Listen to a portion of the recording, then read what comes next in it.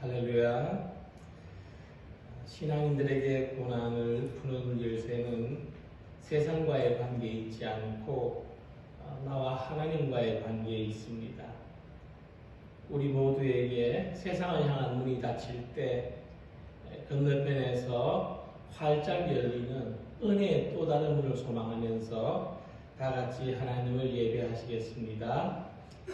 찬양하라 내 영혼아, 찬양하라 내 영혼아,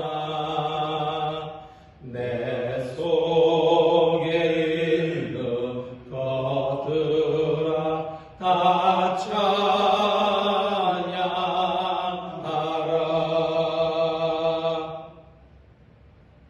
내 눈이 항상 여호와를 바라보면 내 발을 그물에서 벗어나게 하실 것이미로다.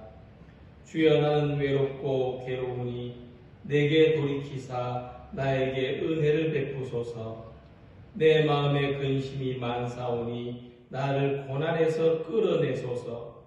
나의 곤고와 환난을 보시고 내 모든 죄를 사하소서. 아멘. 사랑과 은혜가 풍성하신 하나님 아버지, 저희들 아무 공로 없지만 예수님의 십자가의 은총으로 하나님 자녀가 되고 그 권세로 저희가 주님의 전으로 나왔습니다. 주님 앞에 예배드리는 저희들을 받아주시고 예수 그리스도의 십자가 보혈로 정결케 하여 주시옵소서. 그 크신 은혜와 사랑을 의지하여 하나님을 예배하오니 저희들의 심령에 은혜로운 말씀을 주셔서 우리의 모든 삶을 믿음으로 감당하게 하여 주시옵소서.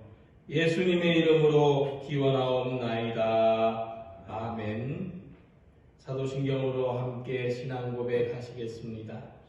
나는 전능하신 아버지 하나님 천지의 창조주를 믿습니다. 나는 그의 유일하신 아들 우리 주 예수 그리스도를 믿습니다. 그는 성령으로 잉태되어 동정녀 마리아에게서 나시고 본디오 빌라도에게 고난을 받아 십자가에 못 박혀 죽으시고 장된 지 사흘 만에 죽은 자 가운데서 다시 살아나셨으며 하늘에 오르시어 전능하신 아버지 하나님 우편에 앉아 계시다가 거기로부터 살아있는 자와 죽은 자를 심판하러 오십니다. 나는 성경을 믿으며 거룩한 공교회와 성도의 교제와 죄를 용서받는 것과 몸의 부활과 영생을 믿습니다. 아멘. 찬송가 23장 다 같이 부르시겠습니다.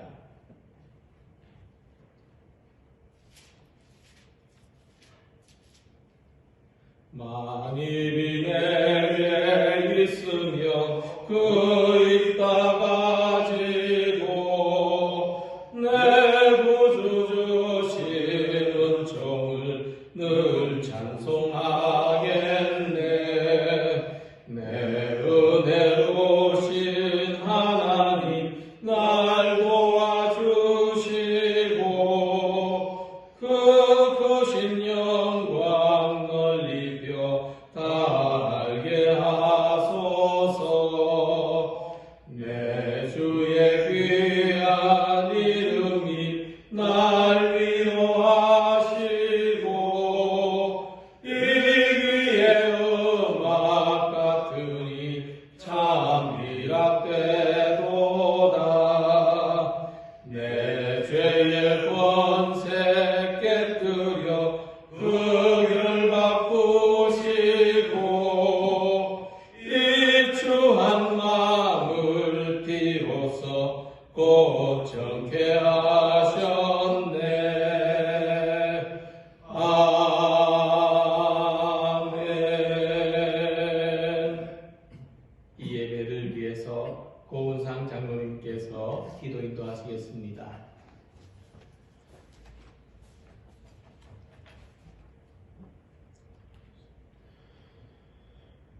한없이 자비로우시며 노하기를 더디하시는 우리 아버지 하나님, 우리 인생들에게 베푸신 은혜가 너무도 크고 많은데 우리들은 아버지 하나님을 기쁘시게도 못하고 영화롭게도 하지 못한 죄를 불쌍히 여겨주시고 용서하여 주시기를 원하옵고 기도합니다. 우리 아버지 하나님의 이름을 함부로 언급하고 교회를 조롱하는 말들로 인하여 분한 마음을 가눌 수 없지만 저들을 당황할 수만도 없는 현실이 더욱더 마음이 아픕니다. 아버지 하나님, 우리들의 죄악을 용서해 주시기를 간구합니다. 저희들의 믿음이 없음과 말씀대로 살지 못하는 것을 용서하여 주시기를 원합니다. 아버지 하나님, 코로나 바이러스로 인하여 온 세상이 난리를 겪고 있습니다.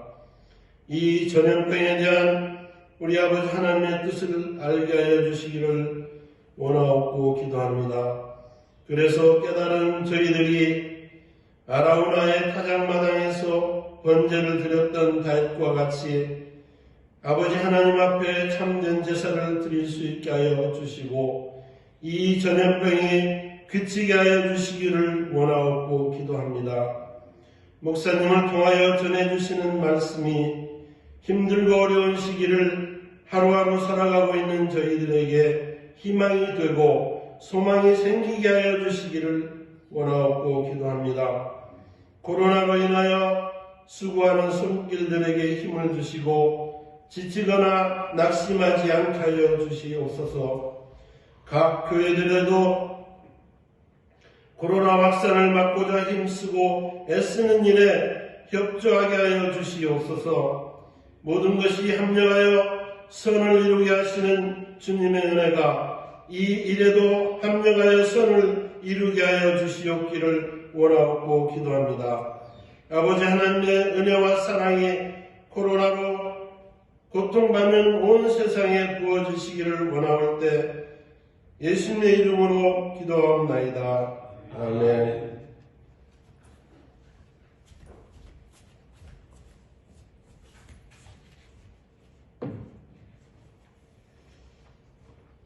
오늘 우리들에게 주시는 하나님의 말씀은 사도행전 17장 22절에서 27절까지 말씀입니다.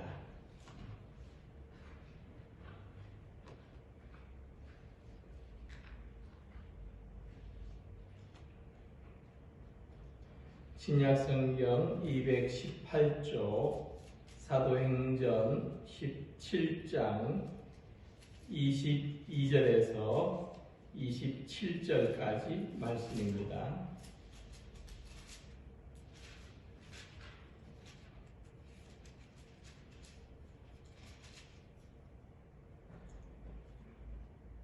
이 말씀을 함께 봉독하시겠습니다. 바울이 아레오바고 가운데 서서 말하되 아렌 사람들아 너희를 보니 범사에 종교심이 많도다. 내가 두루 다니며 너희가 위하는 것들을 보다가 알지 못하는 신에게라고 새긴 단도 보았으니 그런즉 너희가 알지 못하고 위하는 그것을 내가 너희에게 알게 하리라. 우주와 그 가운데 있는 만물을 지으신 하나님께서는 천지의 주제시니 손으로 지은 전에 계시지 아니하고 또 무엇이 부족한 것처럼 사람의 손으로 섬김을 받으시는 것이 아니니 이는 만민에게 생명과 호흡과 만물을 친히 주시는 이심이라. 인류의 모든 족속을 한 혈통으로 만드사 온 땅에 살게 하시고 그들의 연대를 정하시며 거주의 경계를 한정하셨으니 이는 사람으로 혹 하나님을 더듬어 찾아 발견하게 하려 하심이로되 그는 우리 각 사람에게서 멀리 계시지 아니하도다. 아멘. 평안의 인사를 나누겠습니다. 예수님의 평안을 기원합니다. 사랑합니다. 축복합니다. 우리나라 영화 사상 최초로 미국 아카데미 영화제에서 4개의 상을 받고 또 외국의 다른 영화제에서도 상을 많이 받은 기생충이라는 영화를 아실 줄 압니다. 이 영화에 유명한 대사가 나오는데 아들아, 너는 계획이 다 있구나 하는 말입니다. 서울의 반지하주택에 사는 이 가난한 가족의 아들이 뜻하지 않게 부잣집에 과외교사 자리를 얻게 됩니다. 그리고 이 아들이 계획을 꾸며서 여동생은 그 집의 미술교사로, 아버지는 그 집의 운전수로, 어머니는 그 집의 가정부. 이 가족인 것을 숨기고 모두 한 집에서 일하게 되죠. 그런데 뜻하지 않은 사건이 생기면서 완벽해 보였던 아들의 계획은 흐트러지기 시작하고 가족들의 삶은 파국을 맞이하게 됩니다. 결국에는 모든 계획이 탄로나게 될 것을 아들이 염려하면서 아버지에게 묻습니다. 아버지의 계획은 뭐예요? 그래서 아버지가 이렇게 대답합니다. 무계획이 계획이다. 그러니까 이 아버지는 매사에 계획이 있는 아들을 굉장히 자랑스럽게 생각했습니다. 그런데 아들의 그 계획 때문에 가족의 삶에 큰 문제가 발생했습니다. 그래서 아버지는 이 인생이라고 하는 것이 마음대로, 계획대로 사라지는 것이 아니라는 것을 아들에게 확인시켜주는 것 같습니다. 근데 그것이 지금 우리들의 모습입니다. 우리는 코로나 사태로 3주째 계획이 없던 일들을 경험하고 있습니다. 이 계획이 없던 일들을 우리뿐만 아니라 세계 모든 사람들이 경험하고 있습니다. 이 계획이 없던 일을 맞이하면서 우리가 할 수 있는 질문도 그렇습니다. 하나님의 계획은 뭡니까? 우리는 참새 한 마리가 땅에 떨어지는 그 사소한 일에도 하나님의 계획이 있다고 믿습니다. 그리고 그 계획이 어디로 향하는지를 알고 싶습니다. 근데 오늘 본문을 보면은 사도 바울은 하나님의 계획에 대해서 대단히 중요한 말씀을 합니다. 사도행전 17장 27절을 보시면 이는 사람으로 혹 하나님을 더듬어 찾아 발견하게 하려 하심이로다 하는 말씀. 우리를 향한 하나님의 계획은 우리가 더듬어 찾아서 하나님을 발견하게 하는 데 있다는 말씀입니다. 이 말씀은 사도 바울이 그리스의 그 아테네라고 하는 곳에 갔을 때 거기서 한 설교입니다. 바울은 거기서 복음을 전하다가 이상한 제단을 보게 됐습니다. 아주 특이한 제단입니다. 이 제단은 알지 못하는 신에게 하는 그 이름을 가졌습니다. 바울은 거기 있는 사람들에게 이 알지 못하는 신이 누구냐? 그는 하나님을 가리킨다고 설명하겠다고 했습니다. 하나님은 세상 모든 일들을 통해서 이 사람이 하나님을 찾고 하나님을 경외하게 하는 계획을 가지고 계신데 우리는 그 하나님이 누구신지 잘 알지 못하기 때문에 하나님은 스스로 우리에게 그것을 가르쳐 주신다는 것입니다. 이 믿음을 증명해 볼 때 하나님은 지금 우리가 겪는 일들을 통해서도 사람들이 하나님을 찾고 하나님을 경외하게 하려는 계획을 가지고 계신다는 생각을 할 수가 있습니다. 그러니까 이 세상에 알지 못하는 사건과 현상, 그 배후에 숨겨져 있는 분이 하나님이라고 하는 믿음입니다.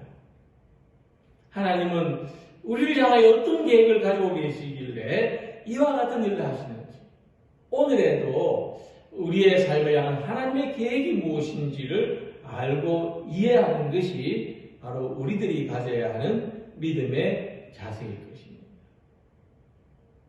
먼저 바울은 말하기를 하나님은 창조주시라고 했습니다. 24절 말씀을 보면은 하나님은 세상과 그 안에 모든 것을 지으신 분이라고 했습니다. 그러니까 사람에게 이 종교심이 있다는 게 뭐냐면 천지 만물을 지으신 하나님이 계시다. 신적인 존재가 있다는 것을 이해하는 것입니다. 그래서 바울은 비록 알지 못하는 신이라고 했지만 이 아덴 사람들에게 이와 같은 종교심이 있다고 했습니다. 그러니까 우리에게 종교심이 있다는 것은 이 세상이 다 우리 눈에 보이는 것만 있지만은 이 보이는 것이 전부가 아니라는 것을 이해하는 것입니다. 보이는 그 너머에 그것을 있게 하신 신이, 그 신이 하나님이라는 것을 아는 것입니다. 믿음이 없는 사람들은 보이지 않는 그 하나님을 어떻게 믿느냐고 합니다. 그러나 우리는 모래 하늘에서 우주를 본다고 하듯이 꽃 한 송이, 새 한 마리에서 하나님이 입히시고 하나님이 먹이시는 것을 봅니다. 우리는 자기 안에 있는 종교심을 받아들이는 것입니다. 하나님을 믿는 사람이 되는 것입니다. 그러면 이 알지 못하는 신에게 하는 이 신상이 왜 생겼을까? 이 제단이 왜 생겼을까? 이런 설명이 있습니다. 이 아덴에도 옛날에 많은 전염병이 발생해서 많은 사람이 죽었다고 합니다. 이 사람들은 종교심이 많기 때문에 신이 노해서 이런 일이 생겼다고 생각했습니다. 그런데 그들이 숭배하는 신은 참 많았습니다. 그리스 신화에 수많은 신들이 나오지 않습니까? 제우스 외에도 아주 많은 신들이 있는데 그러면 어떤 신이 노했는지를 알 수가 없는 겁니다. 그래서 사람들은 그들이 찾을 수 있는 신이라는 신들은 다 모았고 그들 위해서 제단을 만들었는데 그럼에도 불구하고 그래도 우리가 알지 못하는 신이 있을 수 있지 않느냐. 그래서 알지 못하는 신을 위해서도 제단을 만들었다는 것입니다. 그들은 자기들한테 종교심이 있었습니다. 그 종교심이 많이 있었습니다. 그리고 신에 대한 믿음이 있었습니다. 하지만 그 신이 누군지 어떤 분인지 몰랐습니다. 그래서 바울은 이 모든 만물에는 지으신 이가 있을 것인데 이 세상과 우리를 지으신 분이 계신데 그분이 바로 하나님이라고 말씀합니다. 이 말씀이 어떤 의미가 있는가 하면 우리가 하나님을 만든 것이 아니라 하나님이 우리를 만드셨다는 믿음입니다. 하나님이 창조주시고 우리가 피조물이라고 합니다. 그래서 우리는 마땅히 하나님을 예배한다는 믿음이 있는 것입니다. 그래서 오늘 우리가 예배를 드리는 것도 우리가 하나님을 위해서 예배를 드리는 것이 아닙니다. 하나님이 우리를 위해서 예배를 드리게 하신 것입니다. 이 의미를 본문에서 이렇게 말씀합니다. 하나님께서는 천지의 주재신이 손으로 지은 전에 계시지 아니하시고 또 무엇이 부족한 것처럼 사람의 손으로 성김을 받으시는 것이 아니니 이는 만민에게 생명과 호흡과 만물을 신이 주시는 이십니다. 그러니까 그동안 우리가 어떻게 예배 드려왔습니까? 우리가 만들어 놓은 장소와 우리가 정해놓은 시간에 예배를 드리는 것이 예배의 핵심이라고 생각했습니다. 그러나 이제 우리는 우리 가정을 거룩한 예배 장소로 삼고 어디서든지 하나님을 예배하는 그때가 거룩하고 구별된 시간이라는 것을 경험합니다. 예배 주도권이 이제 우리에게 있지 않습니다. 하나님께 있습니다. 우리는 오직 어디에서든지 하나님을 예배하는 것으로 감사할 뿐입니다. 하나님은 제단 앞에 맛있는 음식으로 상을 차려놓고 하나님은 수많은 무리가 드리는 찬양과 경배로 섬김을 받고 하나님은 웅장한 건물 안에서 예배를 받아야 만족하시는 분이 아닙니다. 이 모든 것이 아니라도 스스로 부족함이 없는 분이십니다. 이 부족함이 없으신 하나님을 부족함이 많은 우리가 찬양하고 높여드릴 수 있도록 허락하신 그 시간, 그 장소가 그 은혜의 자리가 예배입니다. 지금 우리는 참 초라하고 강한 모습으로 예배를 드립니다. 겸손하고 낮아진 모습으로 예배를 드립니다. 그러나 이렇게라도 하나님을 예배할 수 있는 것이 얼마나 큰 은혜인지 모릅니다.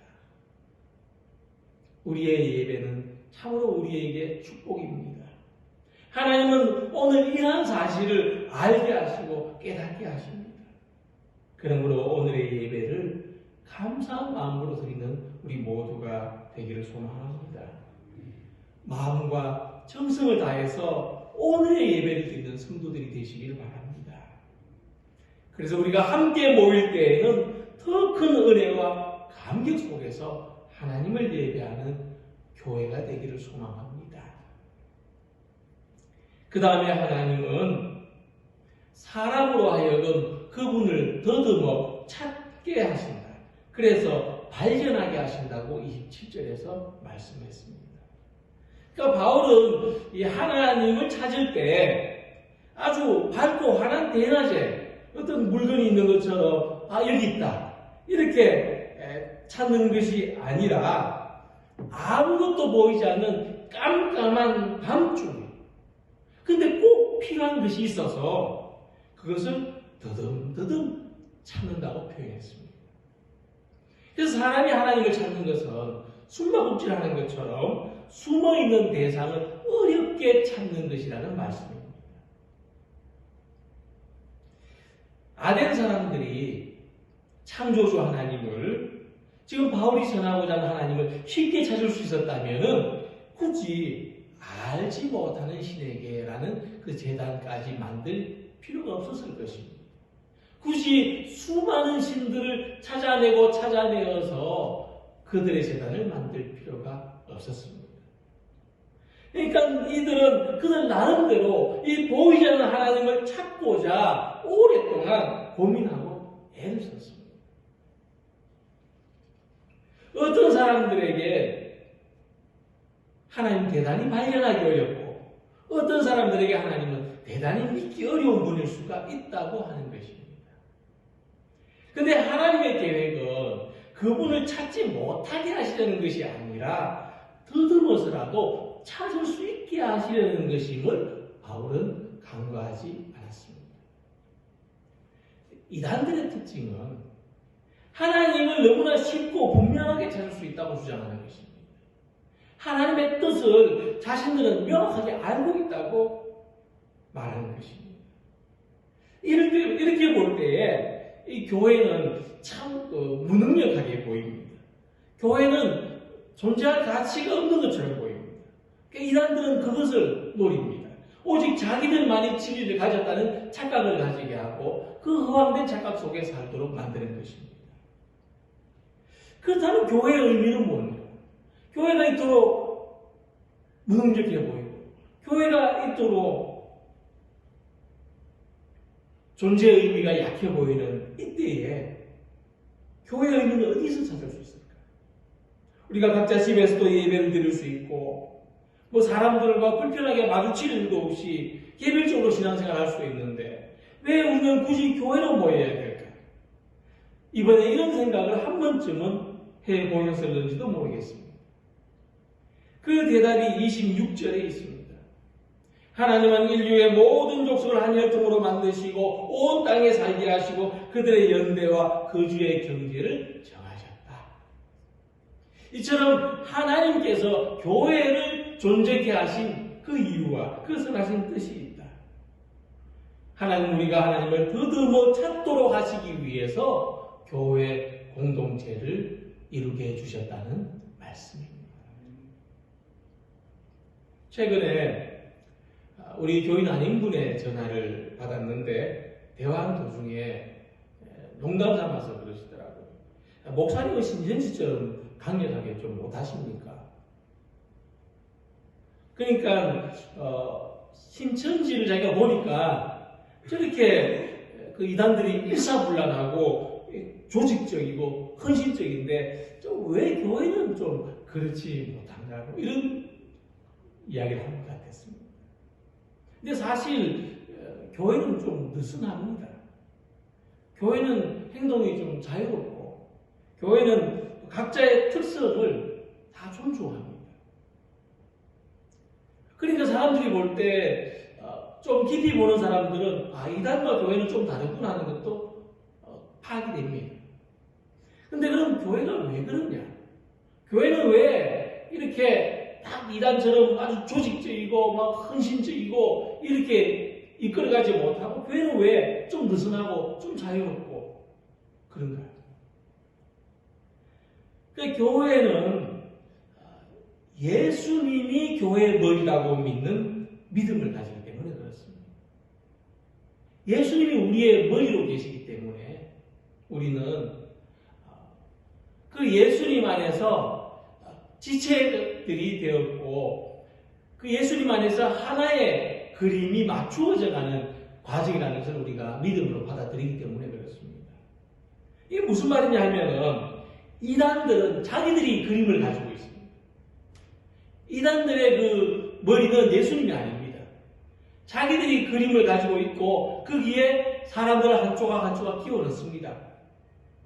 그래서 자기들끼리 그 14만 4천 명의 정예를 모아서 이 14만 4천 조각을 모은다 하더라도 그래서 완성된 그림에 하나님의 모습이 없다는 겁니다. 그것이 이단들입니다. 근데 교회는 다양한 사람들이 모입니다. 다양한 색깔, 다양한 형태의 사람들이 모여서 한 조각 또 그 빈자리들을 채워서 그렇게 모아서 하나의 그림, 하나님의 형상을 이루게 된다고 하는 것입니다. 그 다음에 교회 신앙고백은 뭐냐 하면은 내가 가지지 못한 그림이, 내가 가지지 못한 색깔이, 내가 가지지 못한 하나님의 형상이 다른 사람들에게 있다. 나하고 함께 모이는 각 사람들에게 있다는 것을 믿고 고백하는 것이 교회로 모이는 일입니다. 그러니까 교회에서는 이 상호관계성이 대단히 중요합니다. 그러면은 나 혼자 교회가 되죠. 그렇지 않기 때문에 우리는 모여서 교회가 되는 겁니다. 우리는 서로 상호관계 속에서 때로는 격려도 하고 때로는 위로도 하지만 또 때로는 서로에게 어떤 상처도 주기도 하고 그러면서 또 이해하고 그러면서 용서하고 사랑하고 그렇게 해서 우리 안에 하나님의 형상이 완성되어 가는 것입니다. 그래서 우리는 다른 사람들 안에 있는 하나님의 모습을 얼마나 발견할 수 있을까? 우리는 그것을 고민해야 됩니다. 그리고 하나님은 그것을 발견하게 하시려고 교회로 모이게 하셨습니다. 하나님의 계획은 우리가 이렇게 서로 다르다는 것을 인정하고 받아들이는 가운데 하나의 그림이 되는 것이 참으로 중요합니다. 우리 교회를 통해서 하나님의 형상이 나타나고 하나님의 성품이 나타나도록 하는 것이 참으로 중요하다는 것을 알게 하시는 것입니다. 오늘 우리는 이 모든 상황 속에서도 각자 믿음의 기준이 다를 것이지만은 그 각자의 믿음을 존중하고 그 안에 있는 하나님의 뜻을 찾고 발견하고 우리가 더불어서 함께 하나님의 형상과 성품을 나타내는 교회로 완성되어 가는 그런 믿음의 공동체가 되기를 소망합니다. 그리고 하나님은 교회를 통해서 그분이 우리들과 가까이에 계시다는 것을 알게 하십니다. 교회는 예수님의 복음을 통해서 하나님이 우리를 지으신 영적인 어버이시고 우리를 사랑하시고 우리를 이 세상에서 구원하시는 분이신 것을 알게 합니다. 그래서 바울은 27절에 말씀하기를 그는 우리 각 사람에게서 멀리 계시지 아니하도다라고 했습니다. 세상의 현실은 어떻습니까? 이 세상의 현실은 하나님이 안 계시거나 우리들과 상관없이 멀리 떨어져 계신 것 같은 느낌을 가지도록 만듭니다. 특히 우리는 자기가 계획한 대로 되지 않을 때 하나님의 계획이 뭔가를 생각하기보다는 하나님이 부재 중이신 것 같은 하나님이 멀리 어디 가신 것 같은 그런 단절을 경험하게 됩니다. 하지만 우리가 우리의 계획이 계획대로 되지 아니했을 때라도 하나님이 우리와 함께 하시는 것을 믿는다면 어떤 상황에서도 평안을 누릴 수 있습니다. 하나님이 세상을 친히 다스리신다는 것을 믿을 수 있고 이 세상의 모든 일들이 하나님의 선하신 뜻대로 된다는 것을 소망할 수 있습니다. 15세기, 16세기에도 그 유럽에 큰 전염병이 번졌는데 마침 그때가 이 종교개혁이 이루어지던 시기입니다. 그때에 그 전염병에 대해서 종교개혁자들은 어떤 믿음을 가졌는가 누가 정리해 놓은 것이 있어서 말씀을 드립니다. 스위스 종교개혁자 찌빙글리는 그 쥐리 인구의 3분의 1 형사병으로 목숨을 잃었을 때 자기 자녀를 잃었습니다. 그리고 자기도 병자로 돌보다가 병에 걸려서 알아눕게 됐습니다. 그때 그는 그 병상에서 일기와 같은 시를 썼습니다. 하나님이 지금이라도 내 영혼을 부르신다면 순종하겠다는 그런 내용입니다. 그런데 그는 2달 후에 기적적으로 회복이 됐습니다. 또 루터는 전염병조차도 하나님의 작정 안에 있는 것이 맞다고 했습니다. 여기에 무슨 하나님의 계획이 있을 것이다 라고 했습니다.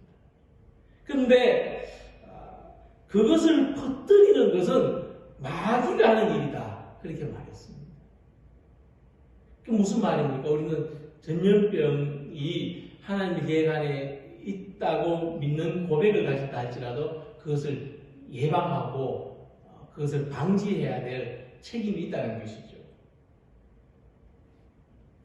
그리고 하나님을 시험하지 말고 하나님을 신뢰하라고 가르쳤습니다. 혹 내가 그런 병의 손길에 내가 닿더라도 하나님을 시험하기보다는 하나님을 신뢰하는 믿음을 가져야 된다. 그렇게 말했습니다. 갈뱅은 동료에게 편지를 보냈습니다. 아마 갈뱅이 있는 곳도 그 동료가 목회를 하는 것도 다 전염병이 지금 휩쓸고 있는 그런 상황이었을 것입니다. 그래서 그 편지 내용이 어떤 내용이냐면은 우리 각자는 서로에게 빚을 지고 있는 사람들로서 우리가 목회 사역을 하는데 무언가를 필요로 할 때가 있다면 그 누구보다도 우리가 빠져서는 안 된다고 했습니다. 다시 말해서 성도들의 필요가 있으면 그 필요를 감당하는 목회 사역을 감당해야 된다고 했던 것입니다. 그러니까 이런 우리 종교개혁자들의 신앙을 보면서 우리는 어떻게 해야 될까 생각을 해보게 됩니다. 우리는 무엇보다도 병에 걸려서 아픈 사람들을 긍휼히 여기는 마음을 가져야 합니다.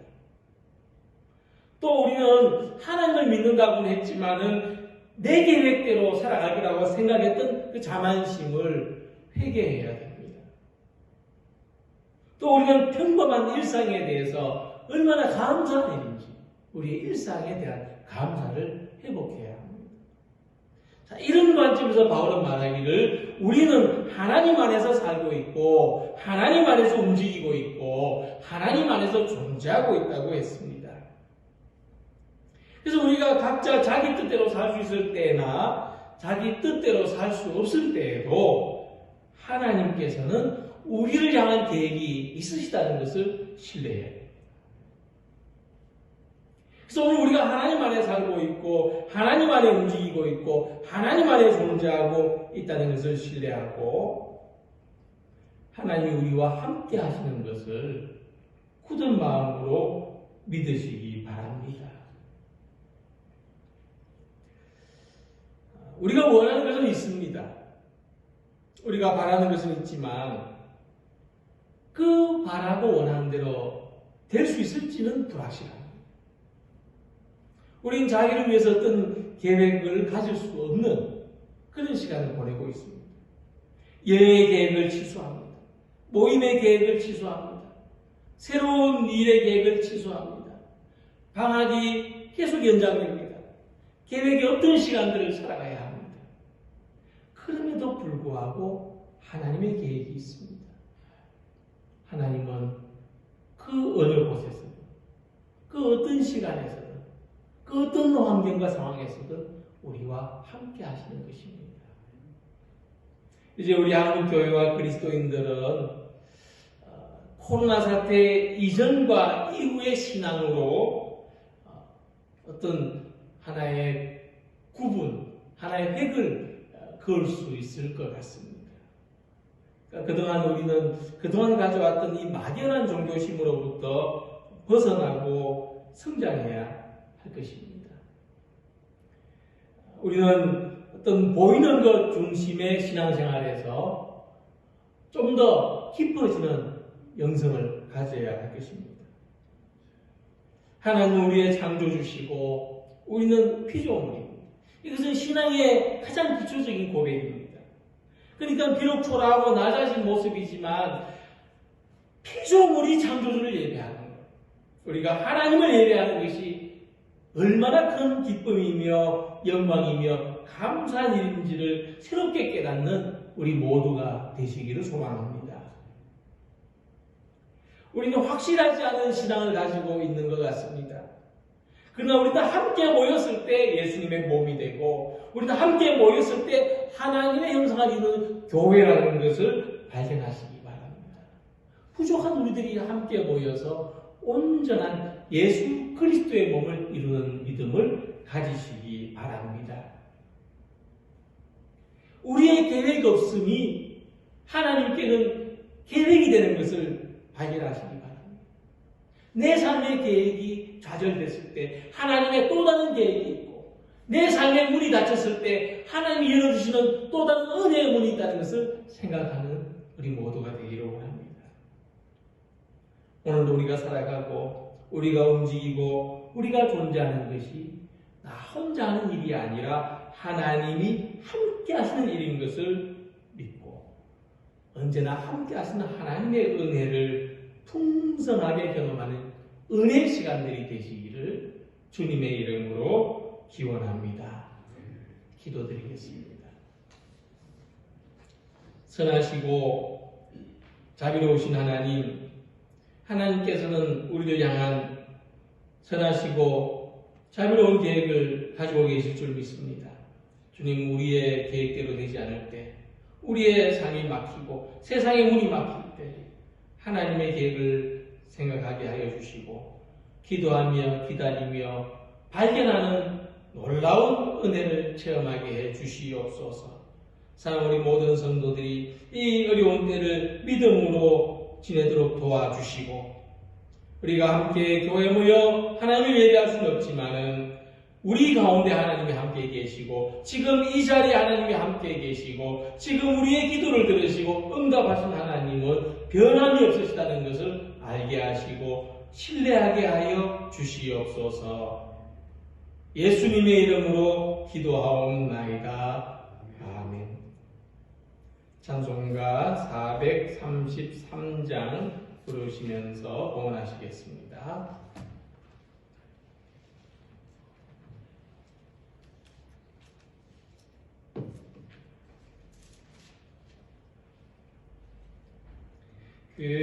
귀하신 주여 날 붙드사 주께로 날마다 더 가까이 저 하늘 나라 나 올라가 구주의 품 안에 늘 안기어 영생의 복 받기 원합니다. 봉헌할 물건 남 없어도 날마다 주께로 더 가까이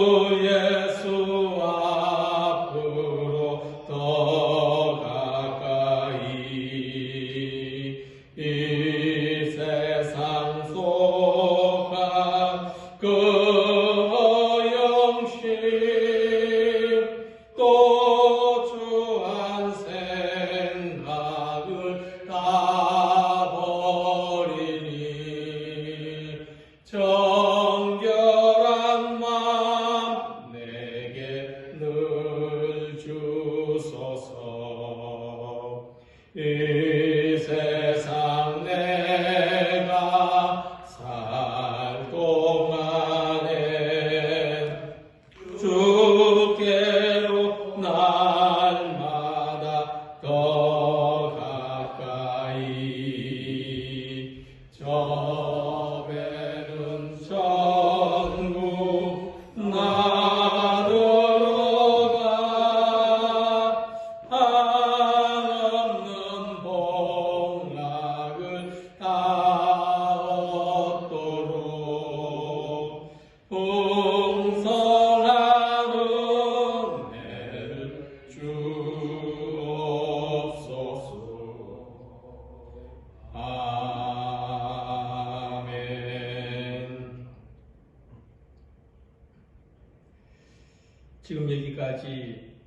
지금 이 시간까지 도우시는 에베네셀의 하나님 은혜를 감사합니다. 지난 한 주간 동안도 세상은 심히 요란하고 또 저희들의 삶은 불안하였으며 또 걱정 근심이 떠나지 아니하였사오나 하나님께서 지켜주시고 도우시고 인도하여 주심을 감사합니다. 이게 하나님을 예배하는 이 자리에 있게 하심을 감사합니다. 저희들이는 예배를 받아주시고 저희들이 드리는 예물을 받아주시옵소서. 또한 저희들이 주님의 전에 나와서 봉헌하지 못하지만 각 가정에서 주님께 봉헌하는 사랑하는 성도들의 손길을 기억하여 주시고 하나님 그들의 가정과 삶에 복을 주시고 은혜를 주시옵소서. 우리가 행하는 모든 일들이 아름다운 열매가 있게 하여 주시고 우리가 생각지 못하는 열매들을 하나님께서 풍성하게 하여 주시며 하늘의 신령한 기쁨을 누리게 하여 주시옵소서. 또 한 주간도 지켜주시고 우리와 만나는 사람들도 지켜주시며 이 세상을 지켜주셔서 주님 세상의 많은 사람들이 불안과 두려움으로부터 해방되게 하시고 병마로부터 구원받게 하여 주시옵소서. 하나님을 찾게 하시고 하나님의 은혜를 구하게 하시고 하나님 앞에 겸손한 삶을 살아가는 온 세상이 되게 하여 주시옵소서. 예수님의 이름으로 봉헌 기도드리옵나이다. 아멘. 교회 소식을 전해드리겠습니다. 사랑하는 성도 여러분들, 가정에서 또 오늘 예배를 함께 드리시고 또 모두 평안하게 잘 지내실 줄로 압니다. 속히 교회에서 함께 예배드리고 싶으시겠지만 우리가 우리 이웃을 생각하면서 또 각자 가정과 또 각자 있는 곳에서 예배하며 기도하는 그 은혜의 풍성한 삶을 유지해 가시기 바랍니다. 주보에 있는 대로 매일 저녁 7시부터 9시 사이에 코로나 사태를 위해서 함께 기도에 참여해 주시면 감사하겠습니다. 이제 다 같이 우리 헌신 찬송 부르시겠습니다.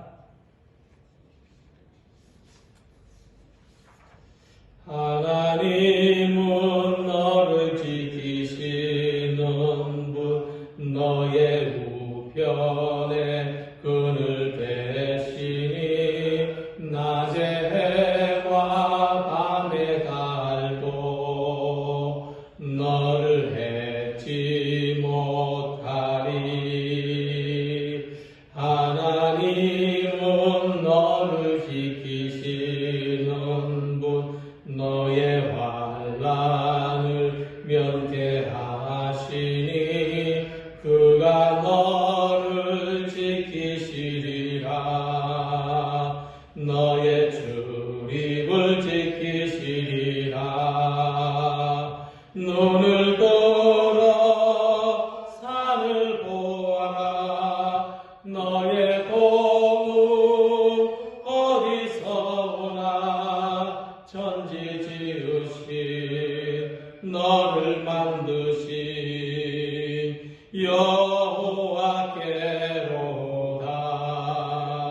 눈을 들어 산을 보아라. 너의 도움 어디서 오나. 천지 지으신 너를 만드신 여호와께로다.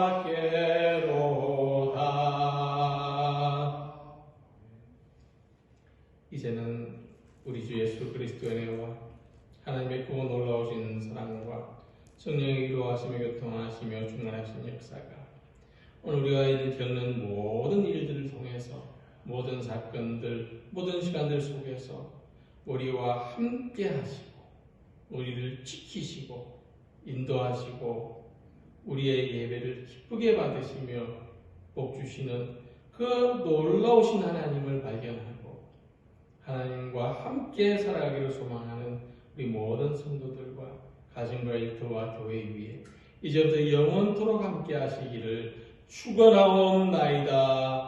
아멘.